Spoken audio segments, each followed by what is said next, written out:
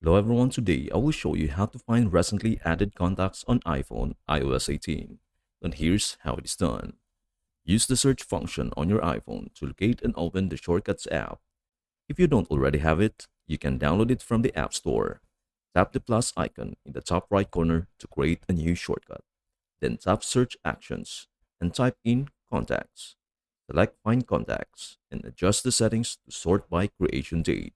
From the list of sorting options, choose Latest first. If you want to see all your contacts, disable the limit option. Go back to Search Actions, type Show Results, and tap on it to add this functionality to your shortcut. Rename the shortcut to something like New Contacts and hit Done. Now, whenever you tap this shortcut, it will display your contacts sorted by the most recently added. To save this list, tap on the shortcut, select the Share button, and choose Notes to save it. If you plan to use the shortcut frequently, long press it, tap Share, and select Add to Home Screen for quick access. And that is everything you need to know about how to find recently added contacts on iPhone iOS 18. Before we end, may I humbly ask you a favor? Please do like, share, and subscribe to our channel. This means the world to us.